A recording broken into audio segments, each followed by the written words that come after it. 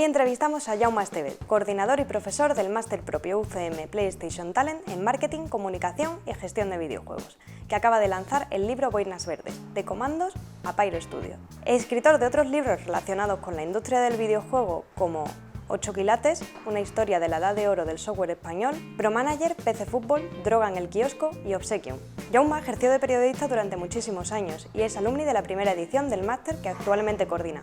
Compagina su trabajo en la escuela como director adjunto en Jaleo PR, una agencia de comunicación y relaciones públicas especializada en la industria del videojuego independiente, que trabaja con clientes como PlayStation Talent. Hoy es un honor el poder hacerle una entrevista a su creador. Pues Boinas Verdes es una crónica periodístico-histórica en la que trato de repasar la historia de la saga Comandos,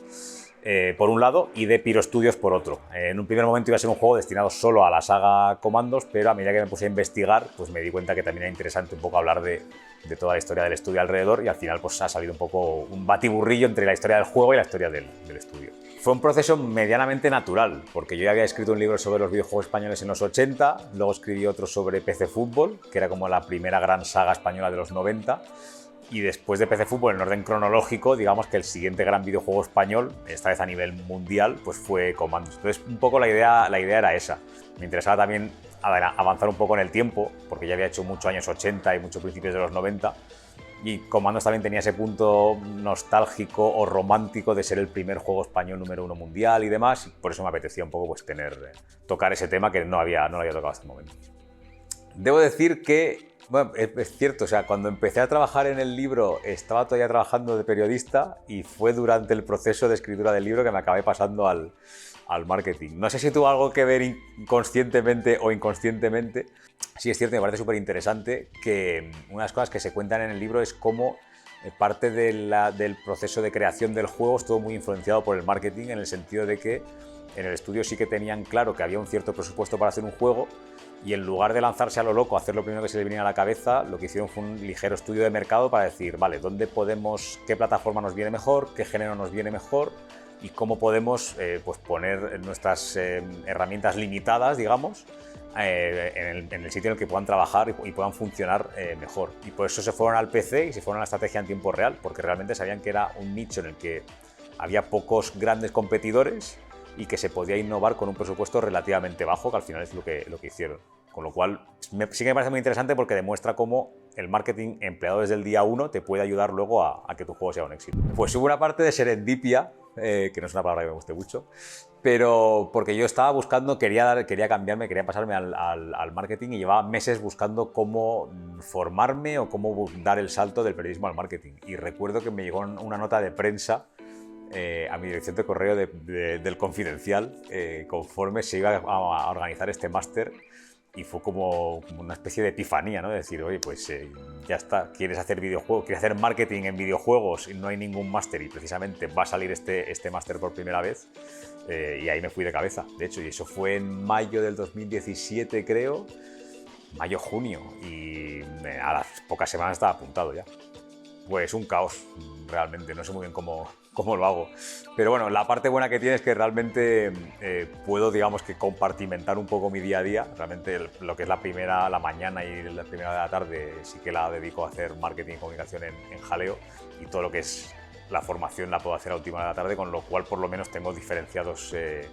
esos dos aspectos. Pero luego no olvidéis que además estoy haciendo un doctorado, con lo cual hay que echarle más tiempo libre a otras historias.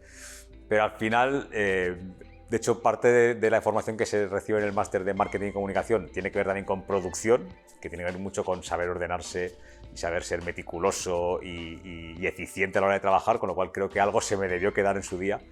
porque por lo menos sigo haciéndolo hoy en día, sigo manteniendo como 2 o 3 trabajos y aún no me he vuelto loco. Creo que una de las cosas más interesantes, imagino que cada profe probablemente te diga lo mismo, es darte cuenta de que cuando estás dando clase la gente está aprendiendo. No tienen por qué ser todos, porque no vivimos en un mundo ideal, pero sí es cierto que al final vas notando como la sensación de gratificación que sientes cuando alguien notas que está aprendiendo contigo es un chute de adrenalina bastante interesante. Esa es una parte. Luego hay otra en la que yo lo que intento enseñarles a los chicos en el día a día, a los alumnos, es un poco transmitirles lo que yo hago también en mi entorno profesional, que es parte de la gracia de este máster, ¿no? Que entiendo que no tienen acceso día a día a alguien que trabaja en una agencia que se dedica en exclusiva a hacer marketing y comunicación de videojuegos, y eso lo que yo entiendo que me ayuda a transmitirles es mucho caso práctico del día a día, realmente, tanto de algo que he hecho con un cliente hace 2-3 años como lo que me puede haber pasado esta misma semana, por ejemplo. Hay una parte de estudio previo de mercado que eso lo hicieron muy bien, realmente, de saber qué plataforma les iba bien, qué género les iba mejor. Luego hubo una parte de que se juntaron las piezas adecuadas en el momento justo, ¿no?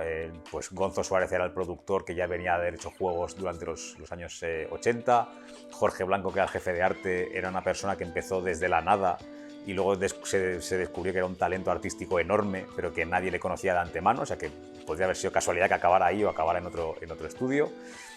Luego hubo cierta suerte en que consiguieron que Eidos se subiera al barco y financiara el proyecto como publisher, porque iba a ser un juego realmente como de catálogo para Eidos. Eidos no confiaba mucho en que fuera a tener éxito, pero la mezcla de la temática de la Segunda Guerra Mundial, que en aquellos años estaba pegando bastante fuerte, el género que a finales de los 90 también funcionaba bastante bien, y el hecho de que a nivel mecánico era novedoso, porque era una estrategia en tiempo real, pero sin gestión de recursos, porque al final lo que hacías era gestionar un grupo muy peculiar de personajes que tenían unas habilidades únicas. Entonces, esa mezcla de muchos factores, que es al final lo que suele pasar siempre, no hay una sola causa del éxito, pues yo creo que es un poco lo que explica por qué Comandos funcionó tan bien. Afortunadamente tenemos varios ya. Con los años hemos ido viendo casos de éxito. Podríamos decir que desde la parte de lo que son juegos AAA, que no hay tantos, pero sí que hemos visto, pues, además de los juegos de la saga Comandos, yo diría pues, los Castlevania, por ejemplo, de Mercury Steam, más recientemente los Metroid también de Mercury Steam. Pero a ese nivel de juego AAA yo me quedaría con esos casos. Luego sí es verdad que en la esfera más independiente tenemos muchos casos de éxito, pues los más recientes, Gris, Blasphemous, They Are Billions, Temtem, por ejemplo, Moonlighter. Se me ocurre también que quizás a lo mejor no tan conocidos para el gran público, pero en su día Virtual Toys hacía los juegos de Imaginaser, que los hacía un poco por encargo porque venían desde Ubisoft, pero esos juegos también vendieron millones de unidades, con lo cual digamos que ha habido éxitos similares a Comandos. La gracia es que Comandos fue el primero que abrió ese camino. Se han repetido, el problema es que desgraciadamente se han repetido muy pocos casos de éxito como Comandos. Al final el primer juego tiene ya más de 20 años, hará 24 años este mes de junio, casi un cuarto de siglo, y si te pones a echar la vista atrás y ver cuántos juegos podríamos decir que han tenido un éxito similar, tampoco son tantos, teniendo en cuenta que con el paso de los años la industria ha evolucionado, ha crecido y cada vez va a más, ¿no? Entonces yo creo que la idea con la que nos tenemos que quedar es con que se pueden hacer esos juegos en España, pero que se han hecho demasiado pocos como ese, ¿no? Entonces, debería servir un poco de acicate para que la industria pues, vuelva a confiar, busque nuevas formas de reinventarse, de conseguir financiación y de tratar de dar ese salto para poder manufacturar más juegos de ese estilo a lo largo del año. Pues de hecho, esto aparecía en el último libro blanco, si no recuerdo mal, en el que hacían una especie de desglose de los perfiles en España y bueno, los principales eran programación, arte y diseño, obviamente, como es lógico, pero sí es cierto que se notaba un salto muy grande luego y a los que venían después ya pues uno de ellos era marketing y producción también estaba, de hecho. Y una de las reivindicaciones que se hacía en el libro blanco era un poco esa, ¿no? Que sí que hacía falta que los estudios apostaran más por esos perfiles porque luego son perfiles que te ayudan a vender más juegos, a buscar nuevas vías de financiación en el extranjero, un poco todo lo que tenga que ver con desarrollo de negocio, que no es precisamente marketing per se, pero bueno, que también ayuda un poco que te ayuda más a vender tu producto y a poder expandirte, con lo cual yo creo que sí que es una de esas carencias históricas del videojuego español que poco a poco, desde aquí por lo menos, se está tratando de corregir.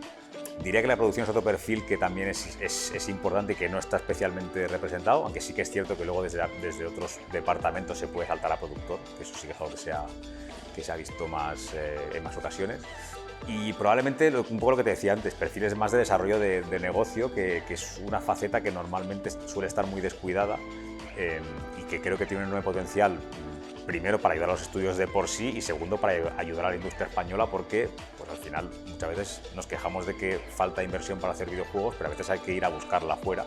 y no tenemos las herramientas ni los profesionales para hacerlo. Bueno, acabar mi tesis básicamente, que llevo con ella más de 5 años. Quiero creer que este verano me pondré a escribirla, pero a ver, que la vida siempre te va poniendo pruebitas y obstáculos.